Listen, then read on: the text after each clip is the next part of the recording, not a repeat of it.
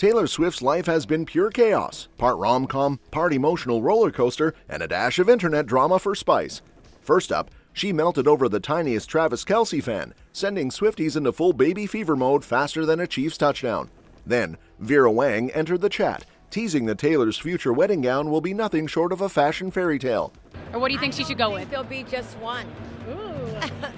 But that would be my guess. Yeah. I would think so. Next, things took a heartfelt turn as the mom of Taylor's late friend Jeff Lang opened up about the emotional new song Ruin the Friendship. And because no Taylor news is complete without a Kelce headline, Jason found himself dragged into a Bad Bunny Super Bowl mix-up. Finally, Swifties celebrated Karma's return after CJ Gardner-Johnson's latest NFL release. Taylor Swift is at yet another Chiefs game, because at this point, showing up to support Travis has practically become her new tour. Every move she makes gets dissected by fans like it's part of a secret Swift-coded storyline. What song will she dedicate next? What's the hidden meaning behind that red lipstick? And just when everyone thought they'd seen it all, boom, cue the chaos. Taylor melts over the tiniest Travis Kelce fan ever. So here's what went down. A little boy, rocking a mini Kelce jersey, finds himself face-to-face with Taylor up in her suite. The kid's clearly shy, probably realizing he's standing in front of the Taylor Swift, and freezes like someone hit pause. Taylor, being Taylor, tries her best to make him comfortable, flashing that megawatt smile and waving in her sweet "oh my gosh, you're adorable" way. It's a short exchange, blink and you'll miss it kind of moment. But of course the internet didn't miss it. The moment hit social media faster than a Travis touchdown.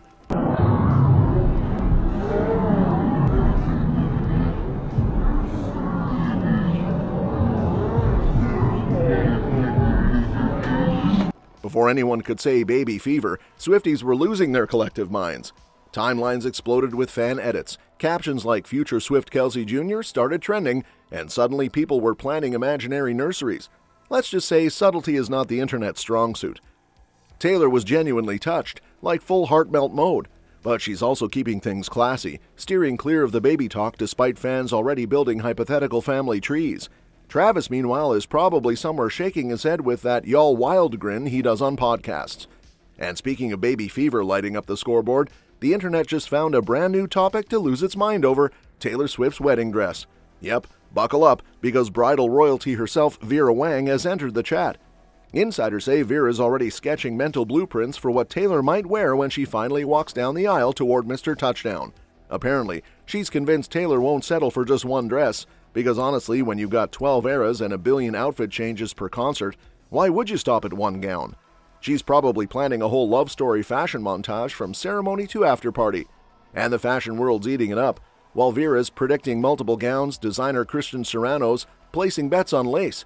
He's apparently convinced Taylor will go for something delicate and dramatic. You know, that "I might cry but I'll still look stunning" energy. Or what do you think she should go with? There'll be just one. Ooh.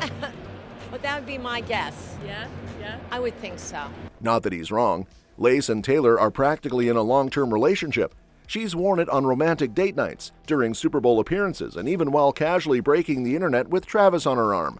It's become her signature move, a mix of vintage charm and "don't mess with me, I lift Grammy trophies for cardio." Insiders at a recent gala swear Taylor's been glowing with that post-engagement excitement, gushing about wedding planning like it's her new world tour. The only confirmed detail so far?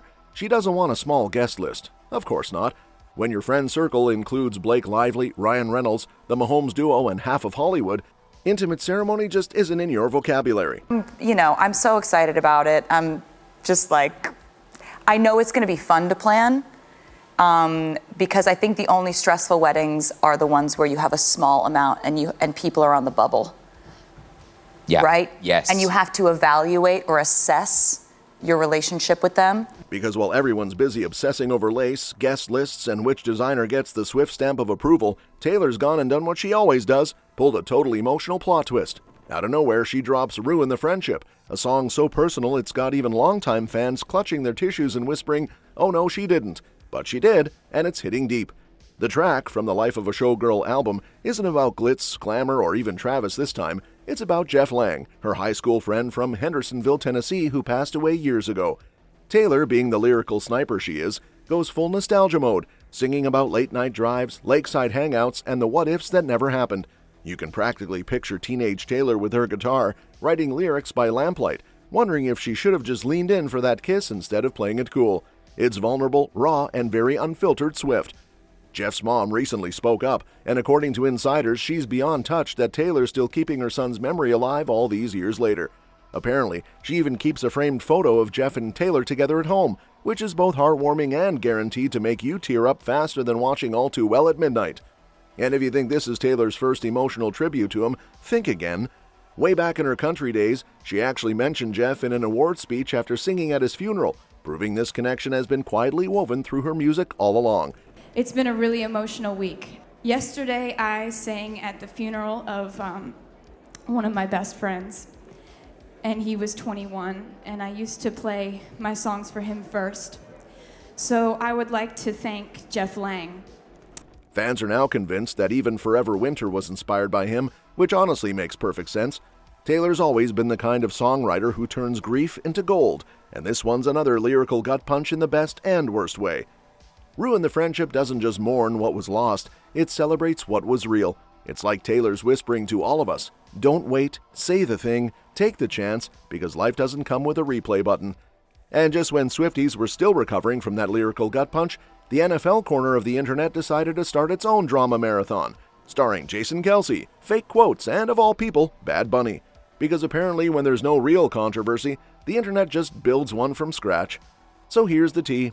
Jason Kelce, football's favorite bearded philosopher and professional chaos magnate, woke up to find out he'd allegedly become a political commentator overnight. Yep, someone out there decided to invent a whole quote about him defending Bad Bunny's upcoming Super Bowl halftime show, and the thing went viral faster than a Travis touchdown meme.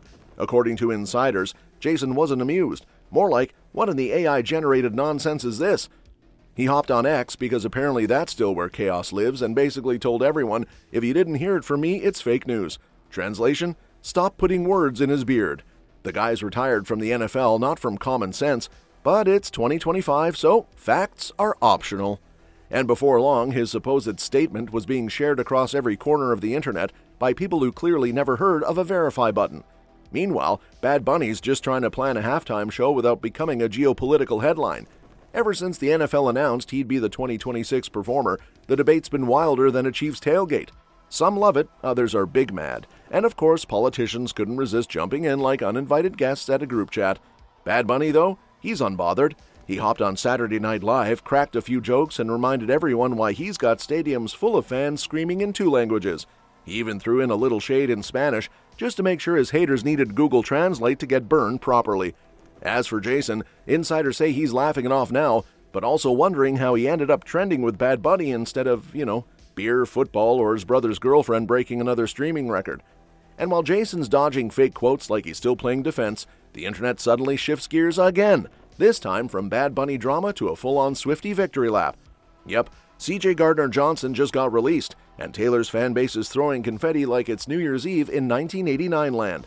The man can't even refresh his X feed without Swifties turning his career update into a meme-worthy moment. So here's the deal. Gardner-Johnson's NFL journey lately has been about as stable as a Jenga tower in an earthquake. The Ravens signed him to their practice squad, kept him for what felt like 5 minutes, and then said thanks but no thanks. Before that, he was with the Texans, for about as long as it takes Taylor to write a breakup anthem. And before that, he was celebrating a Super Bowl ring with the Eagles. Insiders say he took to X to give a wholesome little post about being grateful, growing, and loving the game. Very new chapter energy. Except the internet wasn't exactly handing him tissues or applause. Swifties remembered. These are the same fans who can recite Taylor's entire discography and your entire internet history, and they don't forget, ever. The reason for their sudden celebration? Gardner-Johnson once decided it was a good idea to take a jab at Taylor online, comparing her to Travis Kelce's ex, Kayla Nicole, in a not-so-classy way. Then, just to make sure no one missed it, he doubled down during the Eagles' victory parade with a sweatshirt that basically told Swifties to, do something anatomically impossible. Fast forward to now, and those same Swifties are back on X, popping virtual champagne.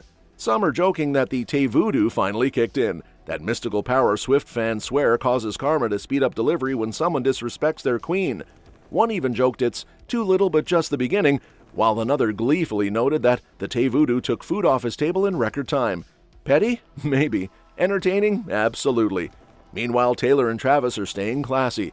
Zero reaction, total silence. But you just know Travis is somewhere scrolling, chuckling, and muttering, yeah, maybe don't mess with the Swifties. Because if this saga proves anything, it's that you can switch teams in the NFL, but once you cross Taylor Nation, there's no trade, no timeout, and definitely no coming back. That's all for this video, folks. We'll see you next time.